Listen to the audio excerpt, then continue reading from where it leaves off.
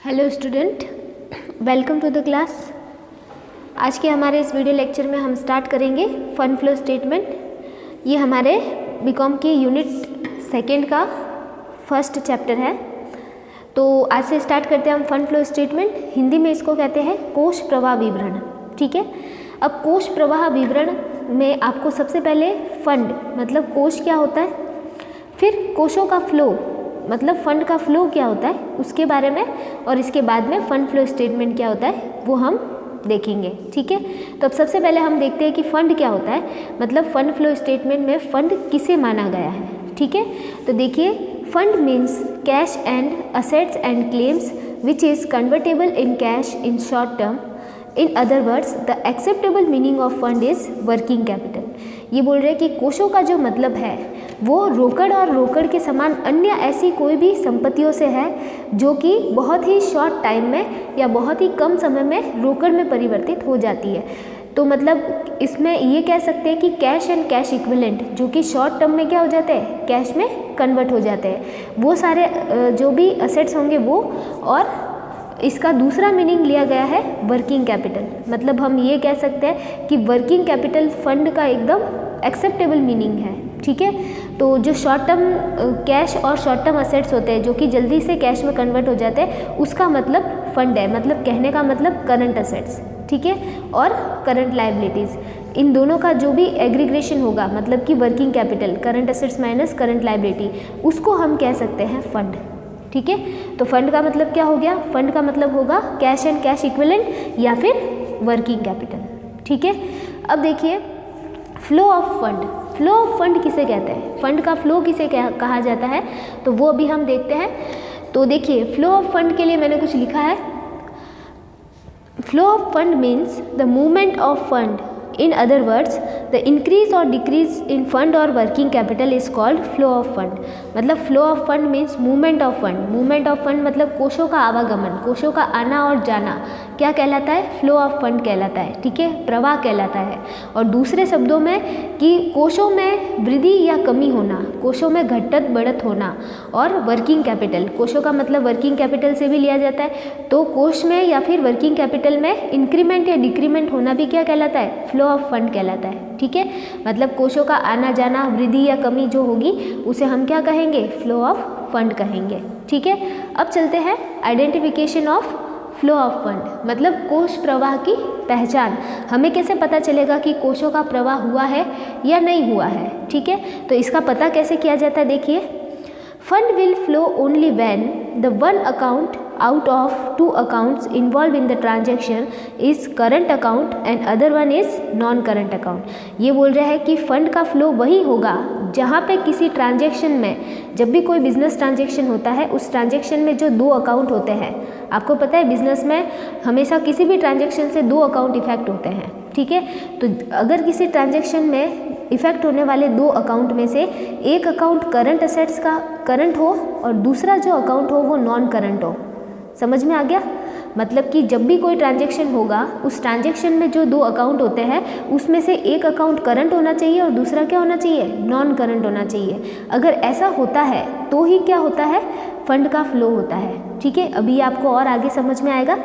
देखिए, when the both account involve in the transaction are either current account और non current account, अगर किसी transaction में involve होने वाले दोनों अकाउंट करंट अकाउंट हो या फिर दोनों अकाउंट क्या हो, नॉन करंट हो। जैसे कि सपोजिवली आपने क्या किया, क्रेडिटर का पेमेंट कर दिया, तो क्रेडिटर क्या है आपके करंट लायबिलिटीज़ है, और आपने पेमेंट किया कैश या बैंक से, तो कैश या बैंक भी आपका क्या है, करंट असेट्स है। ठीक है, तो दोनों ही अकाउंट क्या थे, करंट थे। तो एक तरफ से करंट लायबिलिटी कम हो गई, एक तरफ से करंट असेट्स कम हो गए, तो इसका मतलब फंड का फ्लो तो हुआ ही नहीं। तो वहाँ पे फंड का फ्लो नहीं होगा जब दोनों ही अकाउंट क्या होंगे, करंट होंगे, या फिर दोनों ही अकाउंट क्या होंगे, नॉन करंट होंगे। नॉन करंट में से जैसे कि सपोजिवली मैंने क्या कर दिया कि मैंने लॉन्ग टर्म लोन ले लिया और उसके बदले में मैंने बिल्डिंग मॉर्गेज रख दी। ठीक है, ये वाला जो काम किया उससे मेरे क्या हो जाएंगे, फ्लो, फंड का फ्लो नहीं होगा। ठीक है, क्योंकि दोनों ही अकाउंट मेरे क्या है, नॉन करंट है। अगर मैं आपको कहूँ कि मैंने क्या किया कि लोन लेके फर्नीचर खरीदा, तो एक तरफ तो मेरे लोन बढ़ गया और दूसरी तरफ मेरा फर्नीचर बढ़ गया, तो मैंने लोन लेके फर्नीचर खरीदा या लोन लेके बिल्डिंग खरीदी, तो दोनों ही अकाउंट मेरे कौन से हैं, नॉन करंट। तो इसमें भी फंड का फ्लो नहीं हुआ, क्योंकि यहाँ पे लोन बढ़ जाएंगे, यहाँ पे फर्नीचर बढ़ जाएगा या फिर बिल्डिंग बढ़ जाएगी। ठीक है, तो मतलब कहने का मतलब है कि फंड का फ्लो वही होगा जहाँ पे एक अकाउंट कौन सा होगा, करंट होगा, और दूसरा अकाउंट नॉन करंट होगा। ठीक है, आपको पता है असेट्स में भी करंट असेट्स होते हैं और नॉन करंट असेट्स होते हैं, और लाइबिलिटी में भी करंट लाइबिलिटी होती है और नॉन करंट लाइबिलिटी होती है। ठीक है, तो फंड का फ्लो वही होगा, कोशों का प्रवाह वही होगा जहाँ पे किसी ट्रांजैक्शन में सम्मिलित होने वाला एक अकाउंट करंट और दूसरा नॉन करंट होगा। ठीक है, अगर दोनों करंट है या दोनों नॉन करंट है तो फंड का फ्लो नहीं होगा। समझ में आ गया मैटर?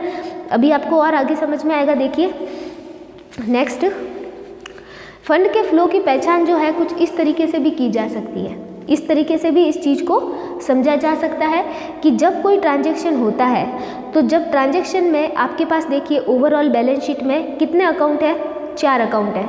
कैसे? लाइबिलिटी साइड के 2 और असेट साइड के 2। एक तो नॉन करंट असेट्स जैसे कि फिक्स असेट्स, इन्वेस्टमेंट वगैरह हो गए, और एक हो गए करंट असेट्स जिसमें डेटर और स्टॉक और कैश इक्विवेलेंट्स, ठीक है, वो आ गए। और यहाँ पे नॉन करंट लाइबिलिटी में कैपिटल हो गई, लॉन्ग टर्म लोन्स हो गए, बोरोविंग्स हो गए, ठीक है, और करंट लाइबिलिटी में क्रेडिटर, बिल्स पेबल वगैरह एंड अदर करंट लाइबिलिटीज़ हो गई। तो ये जो 4 तरह के अकाउंट हैं, इनको देखिए किस तरीके से होगा आपके ट्रांजैक्शन, कि अगर कोई ट्रांजैक्शन हो रहा है और एक अकाउंट करंट है और दूसरा कौन सा होगा, नॉन करंट होगा। जैसे कि देखो फंड का फ्लो जो ये ब्लैक वाले हैं ना एरोज, उनमें ही हो रहा है। जैसे नॉन करंट लाइबिलिटी और करंट लाइबिलिटी, इन दोनों के बीच में कोई ट्रांजैक्शन हो रहा है तो आपके फंड का फ्लो होगा। ठीक है, और नॉन करंट असेट्स और करंट असेट्स इनके बीच में हो रहा है, मतलब एक चीज़ नॉन करंट है और एक चीज़ करंट है, तो आपके फंड का फ्लो होगा। ठीक है, इसी तरह लाइबिलिटी और असेट्स में भी हो सकता है क्रॉस। ठीक है, और अगर दोनों ही करंट है और दोनों ही नॉन करंट है तो फंड का फ्लो नहीं होगा। समझ में आ रहा है मैटर? ठीक है, मैंने आपको एग्जांपल देके समझा लिया कि अगर मैं मेरे क्रेडिटर का पेमेंट कैश में करूं तो क्या मेरे फंड का फ्लो हो रहा है? नहीं हो रहा है, क्योंकि कैश क्या है, करंट असेट्स, और क्रेडिटर क्या है, करंट लाइबिलिटी, तो दोनों ही करंट अकाउंट हो गए। ठीक है, और अगर मैं कहूँ कि मैंने लोन लेके बिल्डिंग खरीदी तो लोन नॉन करंट हो गया और बिल्डिंग भी नॉन करंट असेट्स हो गई। ये नॉन करंट लाइबिलिटी और ये नॉन करंट असेट्स, तो ये दोनों ही नॉन वाले अकाउंट है, तो इनके बीच में भी ट्रांजैक्शन, मतलब इनके बीच में भी फंड का फ्लो नहीं हुआ। फंड का फ्लो तभी होगा जब एक करंट होगा और दूसरा नॉन करंट होगा। जैसे कि एग्जाम्पल ये हो रहा है कि मैंने क्या कर दिया, डिबेंचर का पेमेंट कर दिया, ठीक है, या डिबेंचर का रिडम्पशन कर दिया, लोन का रीपेमेंट कर दिया कैश में। तो एक तरफ तो देखिए डिबेंचर का रिडम्पशन और लोन का रीपेमेंट, ये दोनों क्या हो गए, नॉन करंट लाइबिलिटी, और दूसरा मैंने इनका पेमेंट किया कैश में, तो कैश मेरी क्या हो गई, करंट असेट्स। तो एक करंट है और दूसरे नॉन करंट है, तो इसके बीच में क्या हो गया, कोष का आवागमन हो गया, मतलब फंड का फ्लो हो गया। ठीक है, इसी तरह दूसरा एग्जाम्पल मैं आपको दूँ। दूसरा एग्जाम्पल ये है कि मैंने क्या की, शेयर कैपिटल इशू की। ठीक है, शेयर कैपिटल इशू की, तो शेयर कैपिटल अकाउंट देखो, bank account debit to share capital, तो बैंक में पैसा आया, दूसरी मेरी शेयर कैपिटल बढ़ी, तो शेयर कैपिटल क्या है, नॉन करंट लाइबिलिटी, और बैंक क्या है, करंट असेट्स, तो ये करंट है और ये नॉन करंट है, तो इन दोनों के बीच में क्या हुआ, फंड का फ्लो हो गया। ठीक है, तो ये फंड का फ्लो समझ में आ गया, मतलब कोष कब आएंगे और कब जाएंगे, जब एक करंट होगा और दूसरा नॉन करंट अकाउंट होगा। समझ में आ गया? तो ये क्लियर हो गया होगा आपको। फिर चलते हैं, एग्जाम में इससे रिलेटेड क्वेश्चन पूछे जा सकते हैं कि कब कोषों का आवागमन होता है और कब कोषों का आवागमन नहीं होता है। ठीक है, व्हेन द फंड का फ्लो कब होता है और फंड का फ्लो कब नहीं होता है। ठीक है, फिर चलते हैं नेक्स्ट। अब बात करते हैं फंड फ्लो स्टेटमेंट की, कि ये फंड फ्लो स्टेटमेंट क्या होता है। ठीक है, अब देखिए fund flow statement is financial document that represents the source of fund and application of fund of the business. कि फंड फ्लो स्टेटमेंट क्या है, एक फाइनेंशियल डॉक्यूमेंट है जो कि क्या रिप्रेजेंट करता है, सोर्स ऑफ फंड और एप्लीकेशन ऑफ फंड रिप्रेजेंट करता है। ठीक है, फिर देखिए, it is the technical device design to highlight the changes in financial condition of the business enterprise between the two dates। और ये एक क्या होता है, एक ऐसा तकनीक है या एक ऐसी मतलब टेक्निक है जिसको हम कह सकते हैं डिवाइस है, जो कि क्या करता है, किसी वित्तीय स्थिति में हुए परिवर्तन को शो करता है। ठीक है, तो कहने का मतलब फंड फ्लो स्टेटमेंट एक ऐसा फाइनेंशियल डॉक्यूमेंट है जो कि किसी बिजनेस का क्या रिप्रेजेंट करता है, सोर्स ऑफ फंड और application of fund. Source of fund मतलब कहाँ से फंड आ रहे हैं, और एप्लीकेशन ऑफ फंड मतलब कहाँ पे हम फंड को यूज़ कर रहे हैं, इस चीज़ को रिप्रेजेंट करता है। और साथ ही ये एक ऐसा क्या है, एक ऐसी टेक्निक है या ऐसा डिवाइस है जो कि किसी बिजनेस की दो डेट पर जो फाइनेंशियल चेंजेस हुआ है उसे भी रिप्रेजेंट करता है। ठीक है, मतलब जो फाइनेंशियल चेंजेस होता है, स्थिति में परिवर्तन होता है कि पहले इनके पास इतने फंड थे और इस साल हमारे पास इतने फंड है, तो ये जो चेंजेस है इसको भी क्या करता है, रिप्रेजेंट करता है। ठीक है, कुल मिला के ये एक ऐसा स्टेटमेंट है जो कि सोर्सेज ऑफ फंड और एप्लीकेशन ऑफ फंड को रिप्रेजेंट करता है, और साथ ही दो किसी डेट में फाइनेंशियल चेंज हो जाता है तो वो भी रिप्रेजेंट करता है। ठीक है, तो ये एक ऐसा स्टेटमेंट है। अब देखिए इसके आगे कि सोर्सेज ऑफ फंड क्या होते हैं। ठीक है, इसमें जब हम सोर्सेज ऑफ फंड लिखते हैं फंड फ्लो स्टेटमेंट में, तो हमें पता होना चाहिए कि हमारे पास फंड के क्या क्या सोर्स अवेलेबल होते हैं, किसी बिजनेस के पास फंड के क्या क्या सोर्सेज अवेलेबल हैं, कि कहाँ कहाँ से फंड हमें मिल सकता है। तो देखिए फर्स्ट जो सोर्स है वो है ऑपरेटिंग प्रॉफिट, कि हमारे बिजनेस का जो व्यापारिक लाभ होता है, व्यापारिक लाभ मतलब जो हम बिजनेस करके अर्न करते हैं, वो हमारा सबसे पहला सोर्स होता है किसका, फंड का। क्यों, क्योंकि उससे ही हमें सबसे ज़्यादा क्या होती है, गेनिंग होती है, हमें कैश रिसीव होता है। ठीक है, तो ये हम कह सकते हैं कि ये हमारे फंड का सबसे पहला सोर्स है।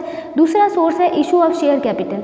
शेयर कैपिटल इशू करके भी हम फंड को क्रिएट कर सकते हैं या हम फंड गेन कर सकते हैं। ठीक है, इससे भी हमें पैसे मिलेंगे। फिर इसके बाद है लॉन्ग टर्म लोन और बोरोविंग्स। ठीक है, तो लॉन्ग टर्म लोन और बोरोविंग्स जो है वो भी हमारे क्या है, सोर्सेज ऑफ फंड है। इससे भी हमें क्या मिल जाते हैं, फंड मिल जाते हैं। फिर देखिए sale of fix assets and investment. अगर हमने कोई फिक्स एसेट्स या इन्वेस्टमेंट बेचे हैं तो इससे भी हमें क्या मिलेंगे, पैसे मिलेंगे। इससे भी हमें क्या मिलेगा, फंड मिलेगा। ठीक है, फिर है non trade receipts. Non trade receipt मतलब कई बार ऐसा होता है कि गैर व्यापारिक प्राप्तियाँ हो जाती है, जैसे कि हमें डिविडेंड रिसीव हो गया, इंटरेस्ट ऑन इन्वेस्टमेंट रिसीव हो गया, या फिर कोई ऐसी चीज़ है इंश्योरेंस क्लेम रिसीव हो गया। तो ये सब चीज़ें हैं जो कि हमारे बिजनेस की रिसिप्ट नहीं है, नॉन ट्रेड रिसिप्ट्स है जो हमें मिल जाती है, तो वो भी क्या क्रिएट करती है, फंड क्रिएट करती है। ठीक है, फिर देखते हैं हम एप्लीकेशन ऑफ फंड, कि हम फंड को कहाँ कहाँ यूज़ कर सकते हैं, फंड के क्या क्या यूजेस है। तो देखिए सबसे पहला फंड का जो यूजेस हो सकता है वो है ऑपरेटिंग लॉस। हमें क्या हो सकता है, लॉस हो सकता है, और लॉस की वजह से हमारे क्या हो सकते हैं, फंड कम हो सकते हैं। ठीक है, इससे हमारे फंड में क्या आएगी, कमी आएगी। दूसरा है रिडम्पशन ऑफ प्रेफरेंस शेयर। अगर हमने प्रेफरेंस शेयर का रिडम्पशन कर दिया, हमने प्रेफरेंस शेयर को पेमेंट कर दिया, तो ये भी हमारे क्या होगा, फंड का यूजेस होगा, हमने पैसे यूज़ कर लिए। ठीक है, repayment of long term loans and redemption of debenture. अगर हमने लोन का पेमेंट कर दिया या डिबेंचर का रिडम्पशन कर दिया तो इससे भी हमारे फंड कम हो जाएंगे और यूज़ हो जाएंगे। ठीक है, purchase of fix assets and long term investment. अगर हमने असेट्स परचेज किए हैं तो परचेज करने के लिए हमें अमाउंट पेमेंट करना होगा, तो इससे भी हमारे फंड क्या होंगे, कम होंगे। इसको भी हम फंड का क्या मानेंगे, यूज़ मानेंगे। फिर payment of dividend and taxes. अगर हम टैक्स और डिविडेंड का पेमेंट करते हैं तो ये भी हमारे लिए क्या है, यूज़ और एप्लीकेशन ऑफ फंड। फिर नॉन ट्रेड पेमेंट्स। अगर हमने कुछ नॉन ट्रेड पेमेंट्स किए हैं जो कि हमारे बिजनेस से रिलेटेड नहीं है तो उससे भी हमें फंड का यूज़ या एप्लीकेशन हो सकता है। ठीक है, तो ये सारे एप्लीकेशन ऑफ फंड है और वो सारे सोर्सेज ऑफ फंड है, तो ये भी हमें फंड फ्लो स्टेटमेंट के अंदर लिखने होंगे। अब देखते हैं हम next technique of preparing fund flow statement. Fund flow statement को प्रिपेयर करने की टेक्निक क्या है, इसे कैसे प्रिपेयर किया जाता है। तो प्रिपेयर करने के लिए देखिए हमें फंड फ्लो स्टेटमेंट बनाने के लिए दो स्टेटमेंट बनाने पड़ेंगे। पहला स्टेटमेंट बनाना पड़ेगा statement of change in working capital. हमें वर्किंग कैपिटल में जो चेंजेस हो रहा है इसका एक स्टेटमेंट बनाना पड़ेगा, और दूसरा स्टेटमेंट बनेगा इसमें फंड फ्लो स्टेटमेंट। ठीक है, तो ये दो स्टेटमेंट बना के हम क्या कर सकते हैं, फंड फ्लो स्टेटमेंट बना सकते हैं। ठीक है, तो ये कैसे बनता है ये हम देखेंगे नेक्स्ट लेक्चर के अंदर। आप कंटिन्यूसली लेक्चर देखते रहिए फंड फ्लो स्टेटमेंट के। ये बहुत ही इजी टॉपिक है आपके मैनेजमेंट अकाउंटिंग का और आपको इजीली समझ में भी आ जाएगा। तो ये कैसे बनता है इसका लेक्चर हम नेक्स्ट वीडियो के अंदर लेंगे और आप इसको ध्यान से देखिएगा। ओके, बाकी आज का जो हमारा टॉपिक है वो बहुत ही मतलब इजी था। सबसे पहले फंड क्या होता है वो आपको ध्यान में रखना है। दूसरा, आपको फंड का फ्लो क्या होता है और फंड का फ्लो कब होता है आप ध्यान रखना, जब एक अकाउंट करंट हो और दूसरा क्या हो, नॉन करंट हो। ठीक है, तो क्या होगा, आपके फंड का फ्लो होगा।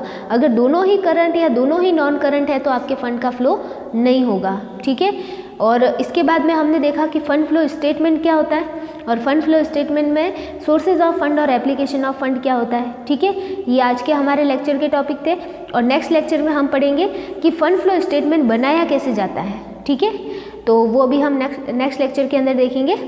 Okay, thank you.